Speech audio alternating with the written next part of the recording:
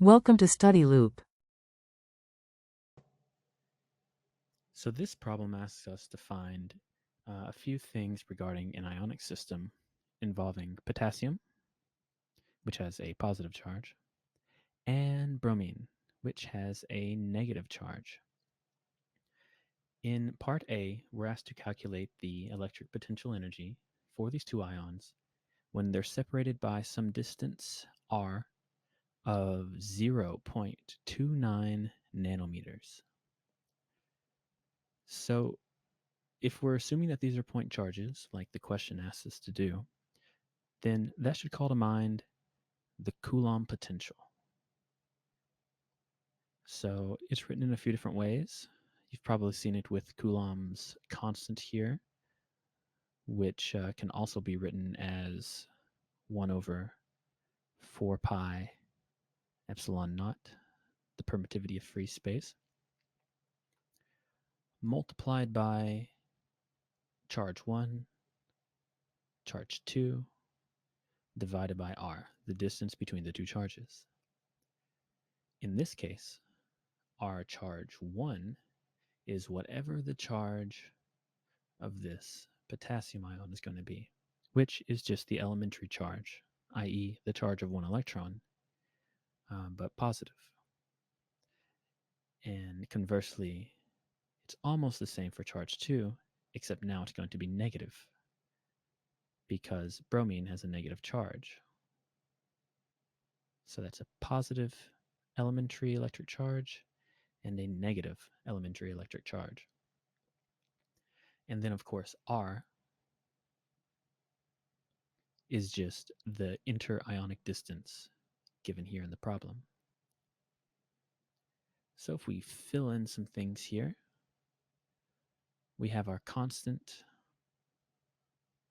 multiplied by charge 1, which is a positive E, charge 2, which is a negative E,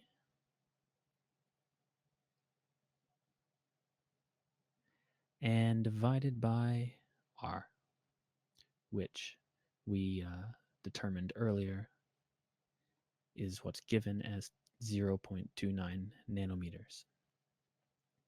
So if you plug in for all of this and keep track of your units and your unit conversions, you should end up with a potential of negative 4.97 eV. So this negative shows you that you have an attractive potential, which, if you look to the text, is what you expect for such a thing, because if this is V and this is R, you expect that this location is where you have the minimum for things that are of opposite charges. And that's what we find here. So this VC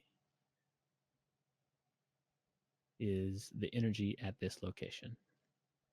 So that's part A, parsed and understood. Then we can move on to part B, which asks us to find the binding energy of the calcium bromide molecule. And so to find the binding energy, what we want to do is take our potential energy, which we've been calling VC, and then subtract the energy cost of bringing these two ions together. So that means we need to subtract the ionization energy of the potassium, so what it takes to pull an electron away from potassium, and the electron affinity of bromine, which is how badly the bromine wants to take in a electron. And so the numbers are given in the text here. This is 4.3 eV subtract 3.5 eV which is just 0.8 eV. And this number, you can interpret this as the energy cost of moving an electron away from the potassium and to the bromine. So then plugging in for this and using our value that we found earlier for VC, which I'll write again here. I'm going to write this as positive because there's a subtraction involved. 4.97 eV. Thus, the binding energy is, if you look at it as a positive value, 4.17 electron volts. So we'll put a box around this. And that fulfills the first part of the part B's question. However, as it correctly points out, this is just an estimate. So the things that we have neglected beyond just considering that they were just point charges was that there's no additional kinetic energy in this system. So that means the ions are not shaking about at all. That's a crude drawing, but it works, I guess. So the situation where there's no kinetic energy is, of course, a situation where you have no heat. That'd be at absolute zero, which nothing lives at, obviously. And so this value here can be assumed as a upper limit of what the binding energy can be. If you start to shake the ions a little bit, the binding energy is going to be a little dampened. It's going to be more likely to come apart. So you can assume that in real life, the actual binding energy is going to be actually a little bit lower than our estimate.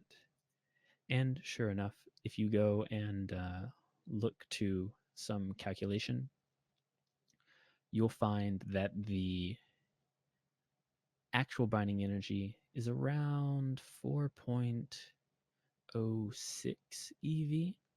I assume this is at room temperature. So there's certainly some things that can change these answers depending on the conditions that you're considering in your problem.